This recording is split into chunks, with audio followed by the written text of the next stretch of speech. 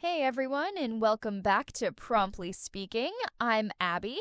And I'm James. So glad you could join us today. Yeah, we've got a really chilling one for you today. Something that, it just kind of makes you think. Oh, absolutely. This one's it's a real head scratcher actually. Exactly, because today we're asking a question that might just send a shiver down your spine. Could you survive, the first serial killer? Ooh, the first one, like way back when. Yeah, we're going to take a bit of a historical dive, if you will, into a very dark corner of history. Yeah, exactly. I mean, James, it's funny you say the first one because that's actually like the first major hurdle we hit when you even try to answer this question. Who was the first? Yeah, that's the thing, right? Because the term serial killer itself, it's relatively modern, isn't it? Like 20th century. So you can't just go back and say, oh, this person was definitively identified as such and say the 1500s. Right, exactly. It's like we're imposing a modern label on historical behavior.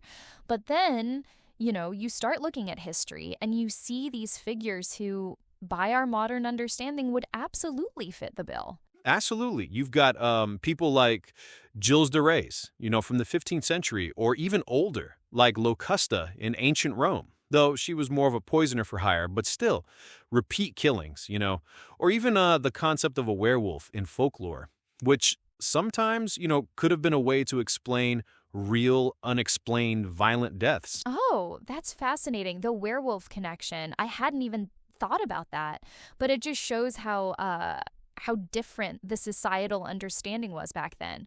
Like no DNA, no fingerprints, barely any, centralized law enforcement. Yeah, exactly. And people were they were so much more isolated. Communications were like non-existent compared to today. So a killer could operate in one village, then just move a few miles down the road and nobody would connect the dots. And people would probably attribute these terrible things to like curses or, supernatural forces, which, I mean, that really plays into how long these individuals could go undetected. It's truly a different world. Totally. The lack of like real forensic understanding was, I think, the biggest factor. They just didn't have the tools to analyze crime scenes, to link cases, or even to, properly investigate a death beyond a very superficial level. It was it was a free-for-all in some ways for these types of offenders. It really was like a free for all. Exactly. And that brings us to like the actual modus operandi of these early killers, right? Like if you're operating in that kind of environment, how are you picking your victims? How are you even like committing these crimes? Yeah, I mean, it's pretty clear that it was largely opportunistic, right? Like, you weren't going to have these super elaborate, planning stages that we sometimes see today. It was more about vulnerability. Oh, absolutely. Like you're not going on the dark web to find your next victim, are you? It's literally like who's alone on the road, who's a child wandering off, someone, perhaps a marginalized person who wouldn't be missed immediately. Exactly. And the nature of the crimes themselves, I think, would have been incredibly brutal and personal, wouldn't they? Like, hand to hand, very intimate violence. Because, well, you didn't have easy access to, firearms or anything like that for a quick, anonymous kill. Right. It was often a lot of bludgeoning, stabbing, strangulation, things that like put the killer directly in contact with the victim, which also, makes you think about the psychological aspect. It's not just a detached act. Nah, not at all. And then when we talk about the investigative methods, well, if you can even call them that, they were just so rudimentary. Like it was a lot of like town criers, maybe a local constable if you were lucky, no real, coordinated effort. Gosh, yeah. It was like, did anyone see anything? And if someone did see something, they might attribute it to like a ghost or a witch rather than, just a regular person. And the concept of forensic evidence, as you said earlier, it just didn't exist. So they're not looking for fibers, they're not looking for blood spatter patterns. No, not at all. And the understanding of like criminal psychology, forget about it. Like if someone was exhibiting what we would now recognize as psychopathic tendencies, back then it was just seen as like evil or, possessed by a demon or just a bad person. There was no real framework to understand the why. Yeah, or it's sometimes just a madman, and they'd just be locked away in an asylum if that even existed in the proper sense. And this all, I think, just fueled this immense public fear because these were unexplained, horrific events that people couldn't comprehend. Absolutely. The unknown is always scarier, right? And without the ability to like explain it scientifically or even track it properly, it just bred this pervasive dread, like who's next and where is this coming from? It's a terrifying thought. Yeah, absolutely. And that dread leads us actually to the really interesting like core question of this episode, right? Could you survive the first serial killer?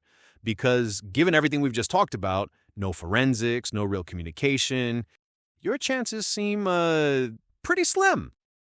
Oh my gosh, James, I think about this all the time. Like, if I were transported back to like Victorian London or something, and Jack the Ripper is out there, I would be absolutely terrified. You have no phone, no way to call for help. Like, what do you even do? Exactly. There's no 911, right? There's no like, oh, I'll just discreetly text my friend that I feel unsafe. You're just, you're reliant on pure luck or, I don't know, a very strong sense of self-preservation in a world where you can't even really understand what's happening. In the dark. Oh my goodness, the darkness.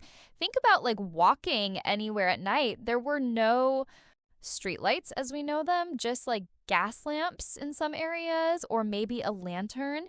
It was truly, truly dark. And you couldn't just hop in an Uber, obviously. No Uber. No like well-lit public transport networks. You're either walking or, maybe a horse and carriage, which isn't exactly a secure environment, and the general lack of like population density in some areas too would mean you could be quite isolated even within a town. Right. And the sheer lack of awareness, like these cases, as we discussed, they weren't, plastered on every newspaper front page across the country the next day. It was very localized. So you might not even know there is a killer operating in your area until it's like way too late. Exactly. It's not like they had Amber Alerts for, missing people or a public broadcast system saying, hey, there's a suspicious person in this area. Information traveled so slowly, if at all, beyond like the immediate community. And even then, it could be dismissed as just a random act of violence. So let's say you do have modern knowledge, right? You've watched all the true crime documentaries, you understand victim psychology, you know about red flags.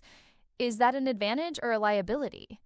Because on one hand, you might be more aware, but on the other, you might stick out like a sore thumb. That's a great question. I think um, initially you think it's an advantage, right? Like, oh, I know about profiling, I know about self-defense. But then you realize that like the tools aren't there for you to use that knowledge. You can't call for help in a way that someone would respond effectively. You can't like report something to the police force that doesn't understand the concept of a serial offender. And if you start behaving in ways that are too modern, like being overly cautious or talking about things that don't make sense to people of that era, you might actually draw suspicion to yourself or, be deemed like eccentric or worse. Yeah, absolutely. You might be locked up for being mad for saying, oh, I think there's a pattern to these killings when everyone else is like, it's a demon. So your modern knowledge, while it might save your life in some instances, it might also make you a complete anomaly. You wouldn't fit in. Yeah, and I think about the sheer physical demands too. Like, we're so used to comfort and safety. Could you even run away effectively in those clothes or like navigate the dark, unpaved streets? It's just a whole different ballgame. It's a completely different landscape, isn't it? And I think it really underscores how much we rely on modern infrastructure and, communication to feel safe. Without it, you're pretty much just, hoping for the best. Yeah, absolutely. I mean, it really just makes you appreciate like everything we have now for for safety, right? It's kind of wild to think about. It really is.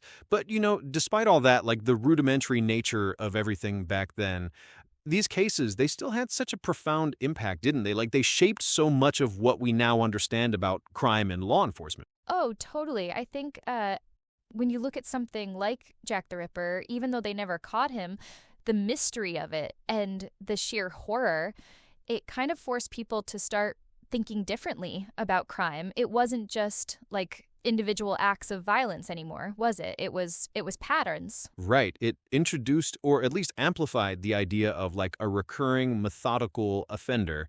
And I think that really pushed the nascent police forces, like particularly in London, to start thinking, okay, we need better ways of documenting this. We need better ways of, connecting dots. Yeah, it's like before that, maybe it was just seen as, oh, another murder, you know?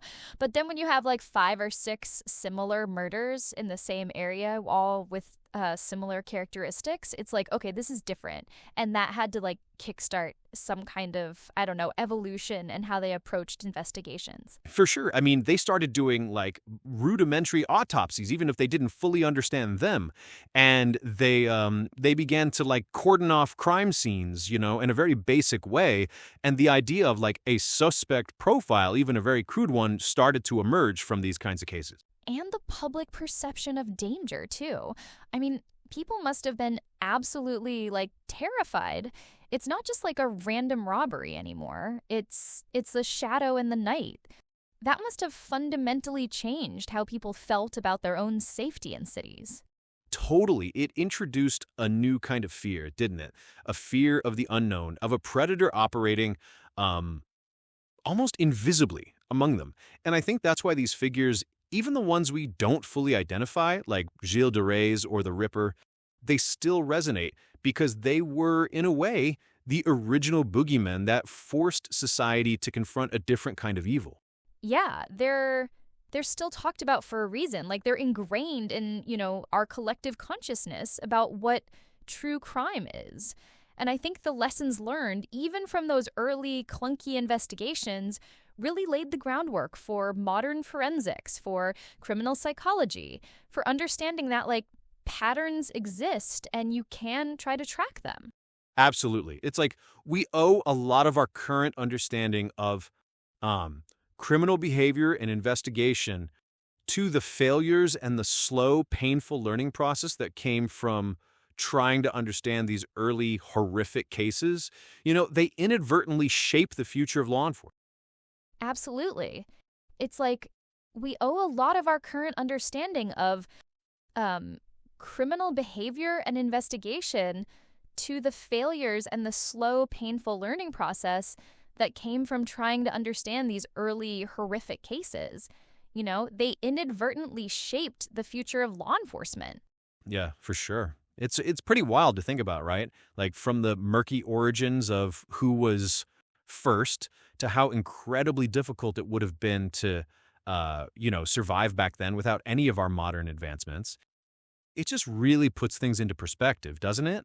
It really does. I mean, thinking about the sheer lack of like forensic tools or even just basic communication, it makes you realize how vulnerable people truly were and how much these early cases, even the ones unsolved, really kickstarted the entire field of criminal investigation. Totally. So I guess the takeaway is if you ever find yourself time traveling back to, say, Victorian London or medieval France, maybe just stay inside after dark, huh? Probably best. But it's been a really fascinating, if slightly unsettling dive into history. Definitely. And on that slightly chilling note, that's all the time we have for this episode of Promptly Speaking. Thank you so much for joining us for this macabre journey. We really appreciate you tuning in. Yeah, we hope you enjoyed the discussion, even if it was a bit, grim. Don't forget to like, subscribe, and maybe leave us a review wherever you get your podcasts. It really helps us out. Absolutely. And next time, we'll be tackling another intriguing question that will hopefully be a little less about historical serial killers. Maybe. Maybe. You never know with us, do you? But for now, from James And Abby. this has been Promptly Speaking. We'll catch you next time.